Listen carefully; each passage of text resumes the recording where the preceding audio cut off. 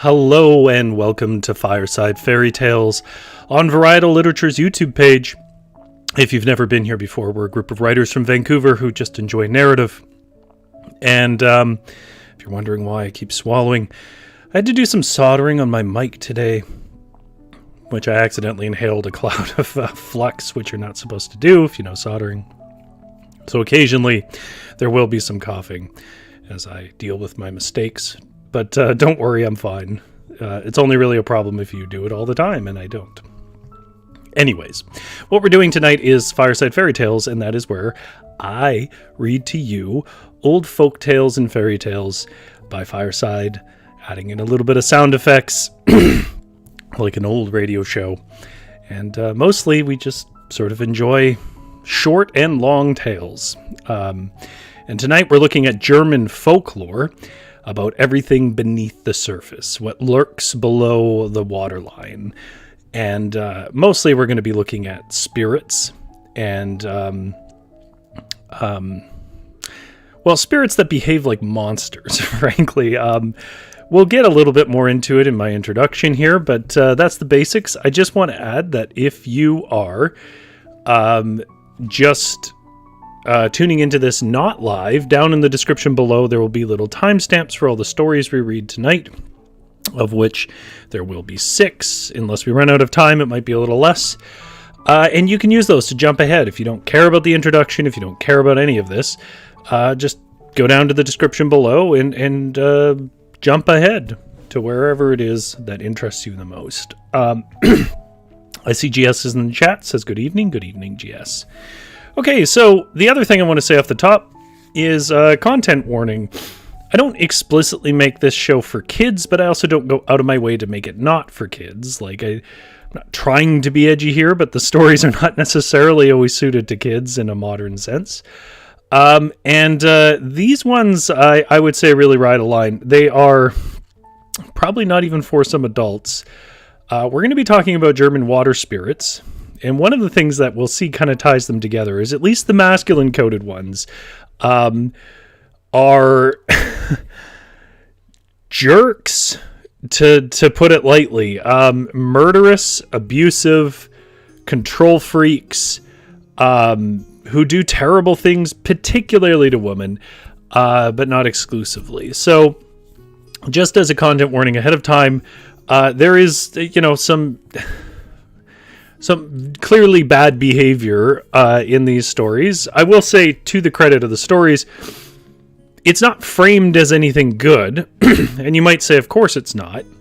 What story would frame things like abuse and whatever is good? Folklore does that sometimes. It's like, he gave her the walloping she deserved or whatever else. Like, it has those moments, but at least in this case it doesn't. They are presented as monstrous creatures for these behaviors. But nonetheless, they are extreme. And content warning, I might give another one at the beginning of the first story, but just for anybody who jumps ahead. So, getting to the topic at hand, why are water spirits so generally vicious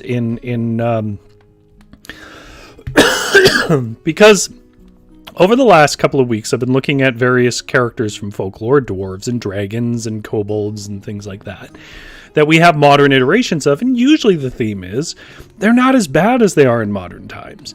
But in the case of spirits, water spirits and things like that, mermen and creatures under the water and whatever, they're almost universally horrible, cruel, and violent. And there's a pretty straightforward reason why that is. Water was dangerous and is dangerous, but in particular was dangerous. People used water for everything, wild lakes and stuff. They used it for bathing. They used it for washing clothes.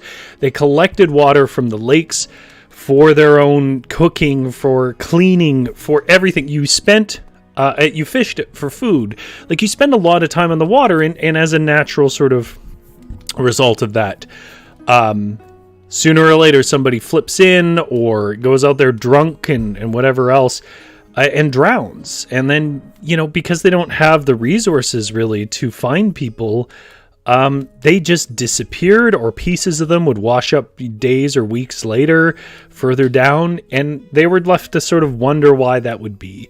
And that's terrifying, and I think that's why the spirits in the water are generally there to explain a terrifying reality about dark, swift waters around, in particular, Germany. We also see it in Norway, but we're only looking at German stories here. Norway is not that surprising. You just need to look at a map of Norway. It's basically lakes occasionally broken up by some land. Like, it's not surprising that water is a menacing force. That said, what we will see is there is a gender divide on how water spirits behave, and that's all I'll really say at this point. Pardon me. Let me get a drink of water, and we will get into our stories.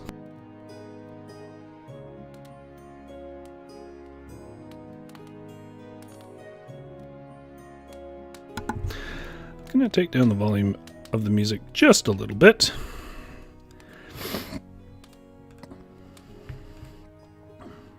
And get us into a little bit of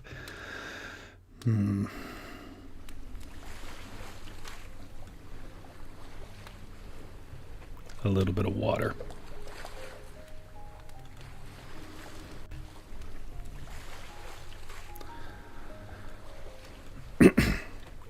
So our first story is about a water spirit called the Neckar, and the title is The Neckar Sacrifice in the St. John's Night.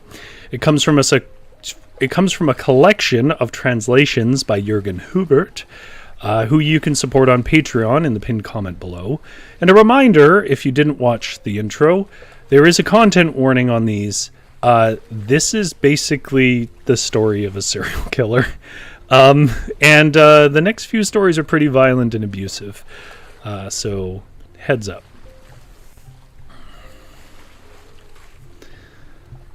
When a fisher ventures out on the quietly gurgling flow during St. John's night, in order to set fish traps or check fishing lines to see if any fish have been caught by them, he sometimes hears groaning or loud shouting from within the waters, as if someone was in danger of drowning. But that fisherman should beware of rowing towards such calls or even replying to them.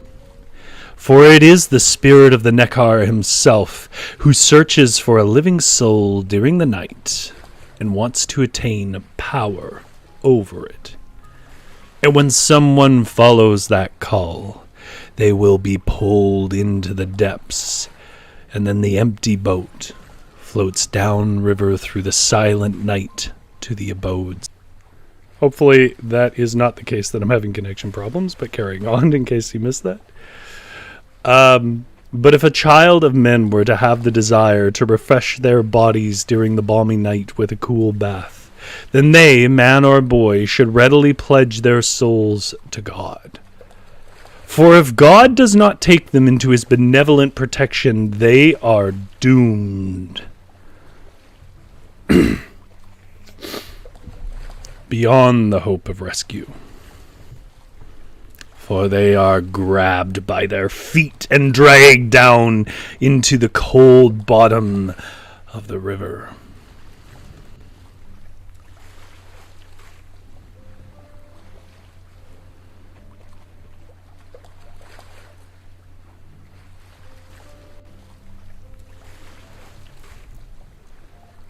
And the next day, their clothes are found at the shore, and their pitying neighbors will search for the dead person so that they can be buried in the graveyard, but fail to find them. For 3 days and 3 nights, all searching will be for naught, for the corpse lies fixed to the bottom of the river. And on that 4th day, the corpse begins to rise, and the gurgling water no longer keeps it and throws it at the shore. But around the neck, they will wear a blue ring, a clear sign that the Neckar spirit has had power over them and strangled them during St. John's night. And then there's a note there from 18th century, maybe the Grimm's brothers or something.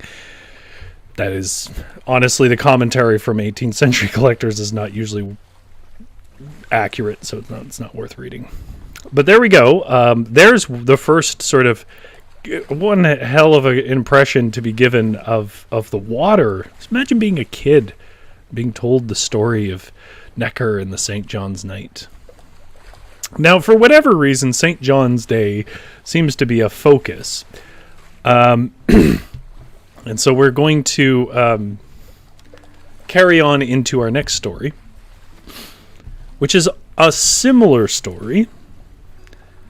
So we're going to carry on into a story that's also about kind of a sacrifice. This one gives us a little more context on the mythos, but then we're going to go into a story that is very similar to the one we're about to read, but takes a different twist on it. And then we'll start to see the divide. GS says, Jaws scared me and I was a swimmer.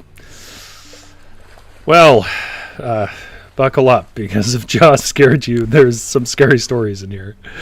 I think probably the most intense is that first one. And because here's what makes that story so intense for me. I'll carry on into the next one in a second here, but it's pretty obvious that somebody was lurking around in the water near some German town and using some sort of ligature to strangle people out of their boats.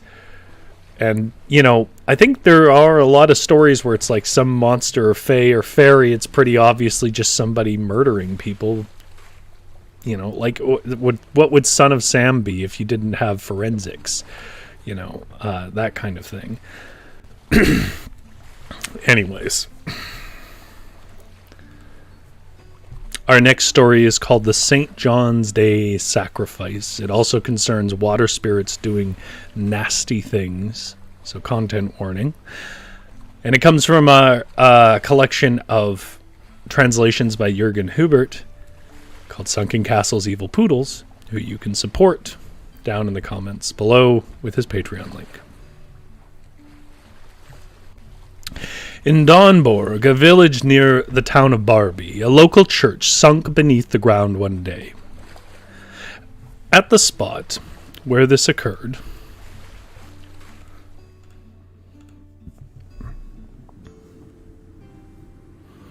a deep lake has formed, which is still called the Kiersee today. Now, this lake, where the church sank, demands a victim every year, and always on St. John's Day. Now, the victim was always a boy from the village, and how it came to be that no boys have drowned in the lake for many years is what the following story explains. See, when the old village pastor died, the congregation received a new pastor, and that pastor, well, he loved to fish. And thus he went to the Sharlach Sea, which is Scarlet Sea, by the way. Very cool name. Or Kiersee Lakes, to cast his fishing line on every day, whenever the season or weather permitted. Now, once on St. John's Day,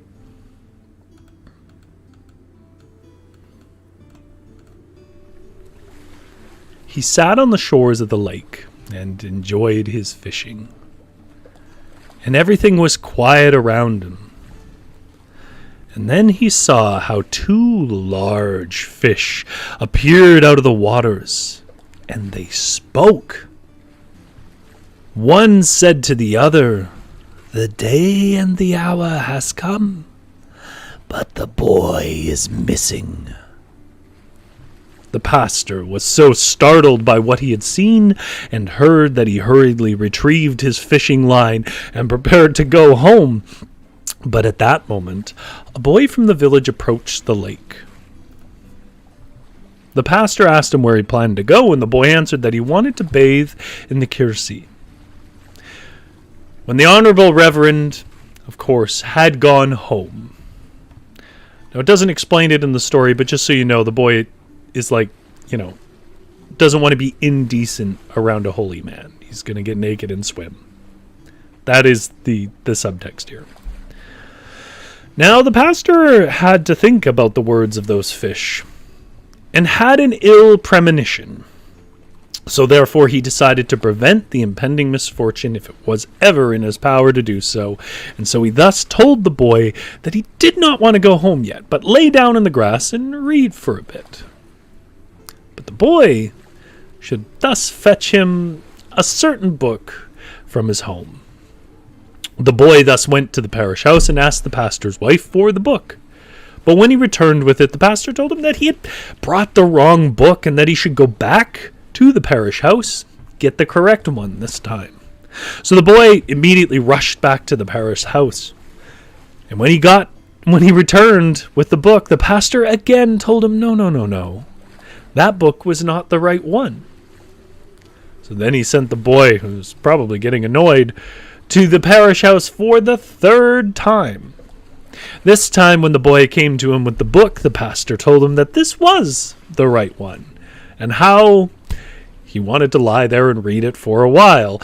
Well, since the boy couldn't bathe in the Kiersey while the pastor was present, for it would be indecent, he just gave up on bathing and went home. After some time, dusk had begun to fall, and the pastor likewise set forth for home. In this way, the Kiersey was deprived of its victim of a little boy on St. John's Day, and no boy drowned in it at later times either. However, that pastor, he died soon after. Thus the two fish in the lake must have taken their revenge on the pastor.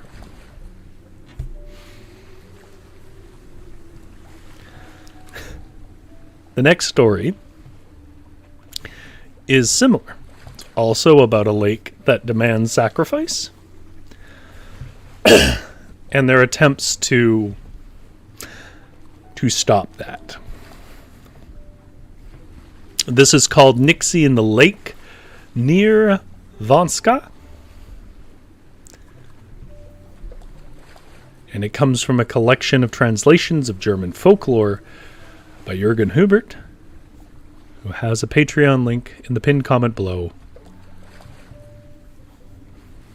Some time ago, there was a ducal office in the market village of Wanzka, and the local farmers had to do their corvée or labor there. So once during springtime, several of those farmers plowed near the part of Neckar Lake that stretches towards Blankensee. Around the noon hour, they laid down for a nap near the willow shrubs located there, and soon dozed off. Only one of them was unable to sleep, and thankfully he couldn't. For in his insomnia, he heard the following from the lake, which formed a bay at this spot and was overgrown with reeds. "The time has passed, and the man is not here yet." Well, after the initial startlement had passed, the farmer rose up and looked at the spot in the lake in fear. He woke up his comrades after not spotting anything. Soon all the sleepers were awake and listened in anticipation if the voice would call out again, and that would happen afterwards.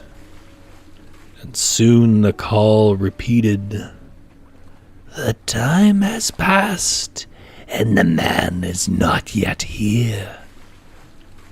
But they did not notice anything else, just heard it. When the attentive listeners finally heard the same words for the third time, the weaver who was working at the Wanzka sheep farm came running into the lake in a hurry. He had several fish traps in his hands, and he steered his steps straight into the direction of the bay from where the words had emanated. But when the farmers came out of the bushes and stepped into the path of the hurried man, they asked him about his intentions. He told them, without hesitation or lie, that he was a poor man, and wanted to use this noon hour, as well as the absence of the Wanzka, fishermen to set traps at this spot. For it was currently spawning season, and in this bay in particular, the fish were very easy to catch. He pleaded with them to let him place his fish traps and not report him, but the farmers replied that this could not happen, and that he should return when the poor weaver was hungry. And so he pleaded ever more insistingly. The worried people told him why this should not occur, for a voice from the lake had called that the time had passed, and the man is not here yet. And even if they wouldn't have minded otherwise, they couldn't let him go to the lake under these circumstances. The poor man bemoaned the time he had wasted, and that he'd done his trip for nothing. He asked the farmers to at least give him something to drink, as he was exhausted from the hurried walk and now had a great thirst. However, their supplies of drinks had been emptied, and thus the exhausted man asked for a sip of water from the lake. One of the farmers was willing, so he collected in his large triangular hat and gave it to the thirsting man for drinking.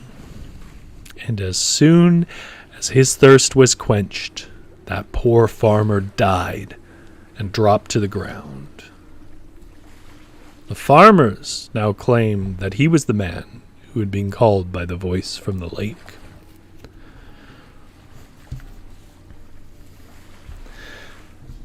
Or, they might have killed him.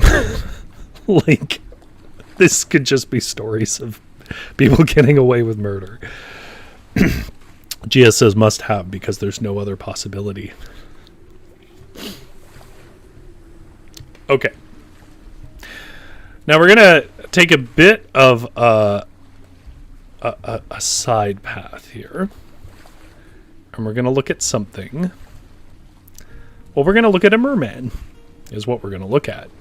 Now, the classic image of a mermaid is a siren who is pretty and has a pretty voice, and so sailors sail towards her, and she's actually a monster who sinks them under the water and eats them. That's a very classic telling, and I'm not actually here to say everyone's wrong, mermaids are great. I know that's happened on a lot of shows so far, but that's not really that far off how a lot of water spirits behave. However, what we'll see in the German account here is it's not really mermaids that are the problem. It's the merman. So this one is probably our most comprehensive story of the evening, I guess. And in that it is the longest, has the most character development and so on. This is the man of the ocean, Nekkepenn, which is a German traditional folklore from the translations by Jürgen Hubert, collection Sunken Castles, Evil Poodles. And a content warning on this one.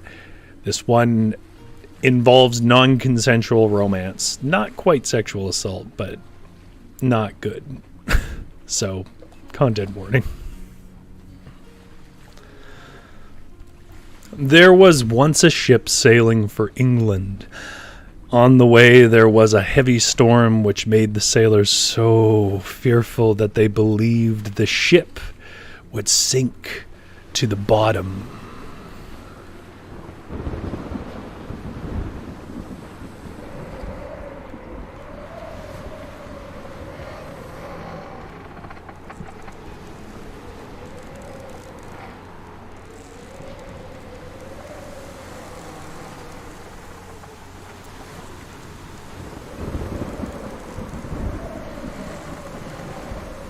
During the night, though, the rudder became struck, and they looked over the side of the ship and became aware that a large man had stuck his head out of the water in the vicinity of the rudder. And they asked him what he wanted. "I want to talk to the skipper," he replied. The sailors called for the captain.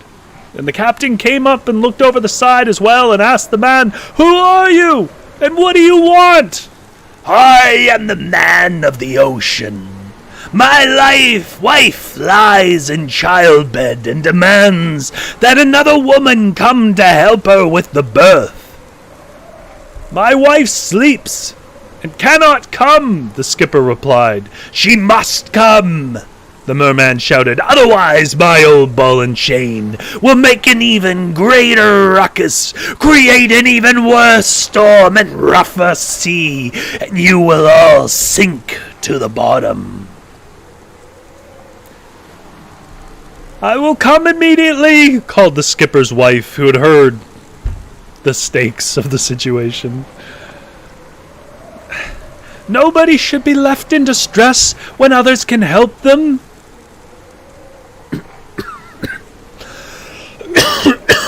Said his wife, who jumped overboard to the merman and went down to the bottom of the ocean with him. And with that, the storm was over. And the sea became calm. Meanwhile, the skipper was in deep worry about his wife, but not much time passed until he heard a lovely voice singing, "Hey, hey, hey," deep down in the sea, and the waves moved on the water as if the whole ocean was rocked like a crib. Ah, he thought, the child has already been born, so everything has gone well. And it took less than an hour until the skipper's wife came out of the ocean and was happily back on board. She had hardly gotten wet, had her lap, her apron, full of gold and silver, and had much to tell. The Mer woman had given birth to a small thing, a creature of the kind we call a sea calf, or a zilt, or in English, a seal. But the Mer woman said that it was as beautiful as an angel. And the merman was so happy that he gifted the wife of the skipper with as much gold and silver as she had been able to carry. Everything sounds good, doesn't it, folks? Maybe we should wrap the story there and skip the next 2 pages, because it takes a turn. Well, the skipper now had good wind.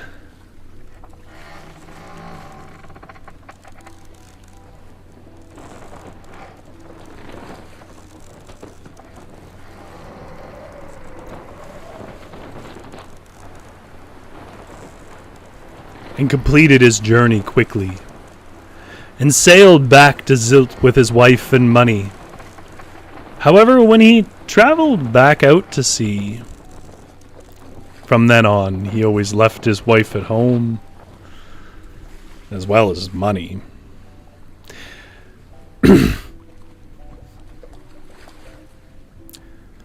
In Rantum, where they lived. Many years later, the Mer woman, who was the wife that gave birth to the Zilt, had become old and wrinkled. And while the merman frequently began to think about the skipper's beautiful and compassionate wife, so he decided to leave his old nag and ambush the skipper with a storm and drown him. And then he would court that beautiful widow, not at all considering that the skipper's wife had now also aged on. Well, once he saw the ship from Rantum approaching across the ocean, he thought to himself, now is my time. He told his wife, I'll be going out to catch herrings. You must grind salt for the herring brine until I come back. For he knew that when she would make a horrible noise in their house at the bottom of the ocean,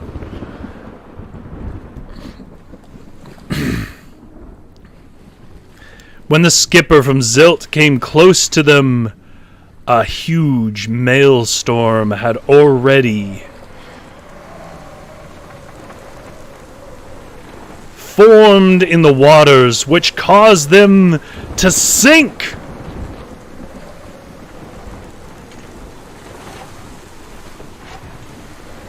With his entire ship and all the men on board.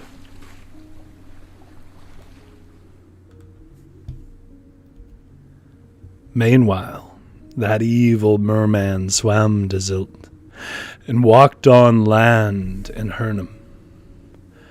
He wandered along the shore and thought about the skipper's wife. Near evening, a girl was walking into his direction near the Kussetal, or the Valley of Kisses.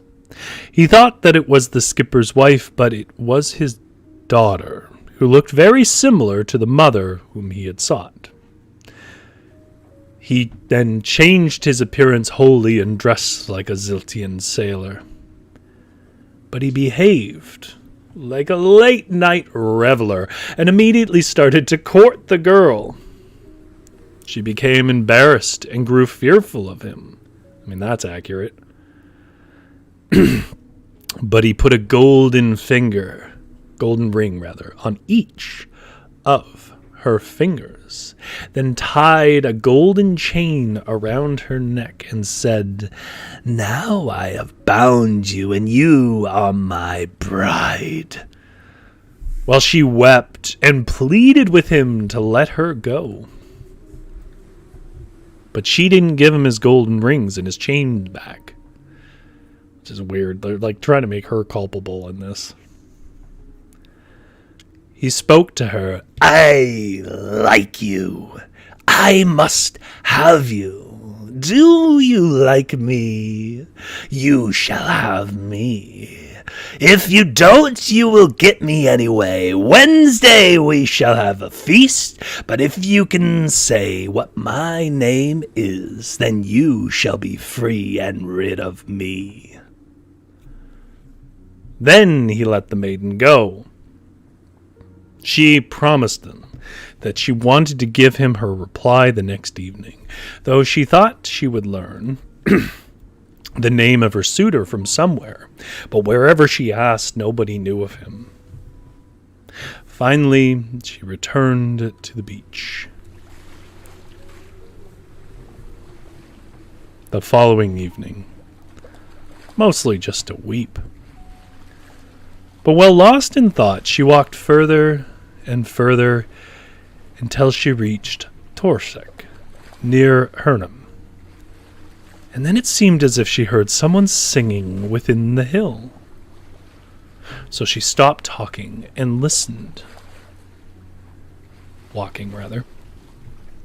Now she clearly heard her suitor's terrible voice. And he sang, "Today I shall brew, tomorrow I shall bake. The day after tomorrow I shall marry. I'm Ekke Nekkepenn, and my bride is Inga of Rantum, and nobody knows this except me." When she heard this, she became glad. She immediately returned to Kussetal and waited for her suitor. It didn't take long until he arrived, and she shouted to him, "You are Ekke Nekkepenn, and I will remain Inga of Rantum." And then she hurriedly ran home with her golden chain and rings for her trouble, and he remained on the beach as the fool. And since that time, the mermaid has held a grudge against all the people of Rantum. He plays pranks on them and causes them misfortune at every opportunity. He assaults their ships and sailors with storms and harries them down to the bottom of the ocean to his old wife, who catches them in her nets, but from time to time she bears him children and has to grind salt whenever she has a frolicking or roaming mood. In recent times, he devastated the land and the house of Rantum with sand and floods, as can still be seen on Hernum. And an interesting detail there, it says the whole ocean is said to have become salty from the salt grinding efforts of the mer woman who was named Ran. Which is a note from not Jurgen, but the original collector of the tale. A regional explanation, I suppose. Although the idea that there is a wheel grinding salt in the sea was something we saw in Weird Tales of the Northern Sea by Jonas Lee, where the kid got the mill that can continuously create salt, and he loses it. He drops it in the ocean, and it becomes salty. Okay, so we get a bit of a contrast here. Rather than just a jerk under the water, a sort of, in this case, they're called a merman, but that's kind of what water spirits always are. Like, again, we've been over many times the taxonomy of magic things is not so clean. But we notice that the women are not so malicious. They're often subject to abuse. And a story that we won't be reading here, but would fit in this episode, we're not reading it here because we've already read it like a month ago, is the Lake Maidens, which was about 3 maidens that come out of the lake and spun yarn, cloth, whatever else, thread, spun thread, but always had to go back by midnight, and then they trick them into staying later, and they just see blood spots on the lake and never see them again, and it's strongly implied that their father killed them for coming home late. Like, abusive water, what they're called, Nixies, abusive water spirits like this, merman, whatever else, common in German folklore, enough that you find several examples of it, more so than other things. I can't readily think of a good male water spirit. Anyways, let's look at some tales of what happens, a little bit more about female water spirits, or at least female-coded water spirits, feminine-coded water spirits. Starting with the captured waterman near Wartha. Give me a second here.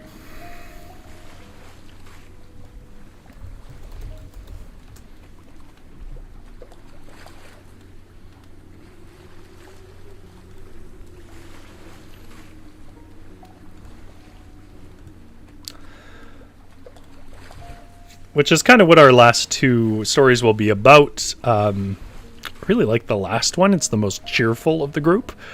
But we're going to talk a little bit about feminine-coded water spirits experiences here, and their interactions with humans being quite a bit different than the male ones.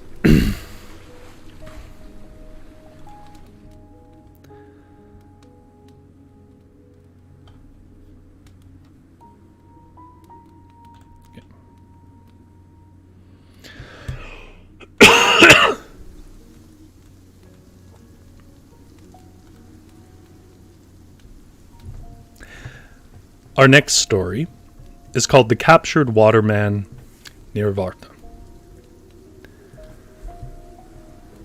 It comes to us from the collection of translations from Jürgen Hubert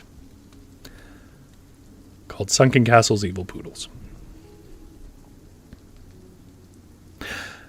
Behind the village of Wartha, close to Kamerau, a waterman once lived with his wife within the black water, and he pulled many people and animals into those waters.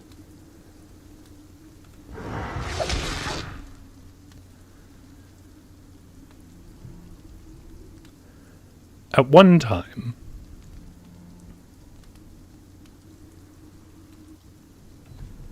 a man named Croatia from Kamerau offered to lure the waterman out of the lake and capture him. He prepared himself carefully and let himself lower into the water while secured by iron chains. And when bubbles were showing on the surface, the others were to pull him up again. For then he surely would have caught the waterman. And indeed, in this manner, he pulled the ladder out successfully. And when the waterman lay bound on the solid ground, he told Krauscha, "If you hadn't eaten bread twice today, I would have managed to get you and throttle you." But then, being in a predicament, he promised to cease his activities at this location and move to a distant region. And so the people let him go. And since that time, no one has either noticed nor seen him or his wife. For whenever he had strife with his wife, he gave her nothing to eat. She therefore had to go begging from other people. She was immediately recognizable by her skirts, which were wet up to 2 feet high from the ground, as well as her peculiar manner of begging, for she never said a word. Instead, she stood with crossed arms in the corner opposite of a fireplace. And she waited there in silence until someone put a piece of bread on her arms. She only removed the bread from her arms and put it away when she reached the door. I don't know what any of that means, and I'm not sure that the collector did either. As a note here, I'm going to read, these are older notes. These aren't Jurgen's notes. These are notes from the person who originally collected this. I'm not sure who collected this particular story, but I will say, for context, it could be one of the Grimm brothers writing this, right? Very old, and I'm reading it partially because it's interesting, but I'm fairly certain it's wrong. It seems highly unlikely that what he says here is true. But here's the note on that story, if in case you're wondering, like, what did I just hear? Why did it have to be iron chains, which the driver used to lower himself into the water? Because the iron binds the Nixie. I can read. That's what I do. If someone wants to protect themselves from the malice of the Nixie when they want to bathe, they must first throw a piece of steel into the water, stick a knife into the ground at the beach, or a needle into the rushes. The iron has saved Ireland from the danger of the waters. This is the part that's definitely not the case. And thus it is supposed to be called Eisenland or Ironland, Ireland. For allegedly Ireland was once underwater all the time except for every 7th year until a divine revelation was received that a piece of iron should be thrown on it. And now finally the flooding ceased and Ireland became inhabitable. Now that, I've heard sort of elements of that before, but the exact way that he's put it together, I think the writer of this doesn't necessarily know Irish lore that much. But if I'm wrong, let me know in the comments. I'm always curious, but I am looking for sources. I will say that. Saying, oh, no, actually, is not good enough. Okay. Which brings us to our last story.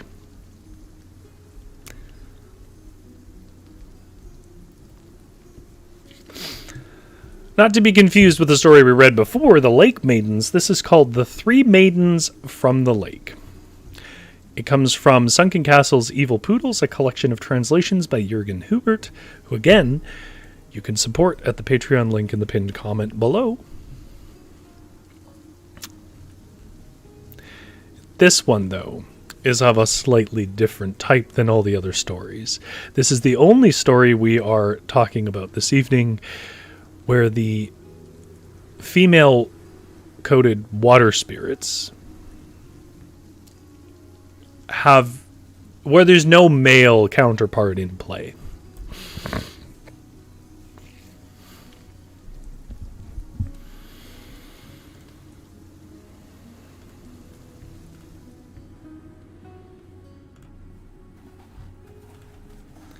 So again, this is called The Three Maidens from the Lake, from Sunken Castle's Evil Poodles, translations by Jürgen Hubert. Once several lively young men from the city of Strasbourg. Pardon me. Clicked off it. From the city of Strasbourg wanted to visit the Mummelsee Lake. And they already had the Hannesgrunda mountain in front of them. But now they didn't know which route to take in order to reach that lake. Well, then 3 beautiful and lively maidens passed by who giggled and sang funny songs. And one of the 3 young men asked the girls about the path to the Mummelsee. And they replied, "This is the route we are taking as well, and you might as well follow us." The men found this rather convenient, and as they rather liked the maidens, and the ones who had asked the question wanted to steal a kiss from one of them. But that one, which he was asking for a kiss, she replied, "Hey, it is not custom with us that the guide pays the wanderer. It ought to be the other way around, and if you believe that your kisses are good currency, then you are mistaken. In our mountains, this is not the case." After approximately 1 hour, the small party arrived at the Mummelsee amidst jokes and laughter. "This is the lake you were looking for," one of them said. "And where is your home?" asked one of the men. "Nearby," was the reply, "but you are probably tired, long for refreshment. If you want to follow us, you shall be served." And with these words, the maidens held out their hands to the young men with such friendly gazes that their hearts of the latter opened up, and they followed their guides with quick steps onto the moss that covered the lake shore. But the moss receded beneath their feet, and with a splash, the young men began.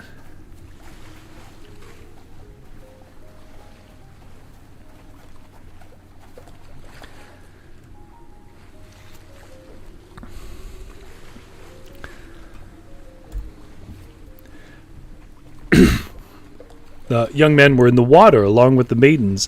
Those swam on the surface, the maidens swam on the surface, gracefully like ducks, but the men twitched around like hooked fish and cried for help. They'd already begun to sink in fear for their lives when the maidens took pity on them, took hold of them and carried them to the shore. "Now you are well and truly refreshed," one of them started, and the others laughed out loud, and then they plunged into the lake again under further laughter.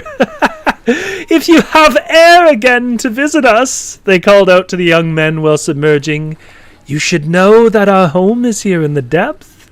You shall be welcome there. Greet your brides when you get home." And the young men looked at each other with just stupefied expressions, and then laid down in the sunshine so they could dry out.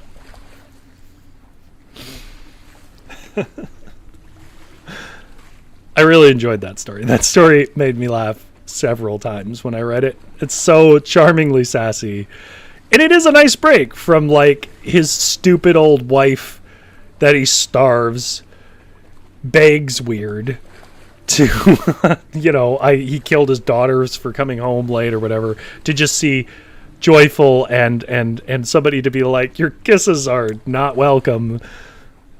Jess's burn. Yeah, quite the burn.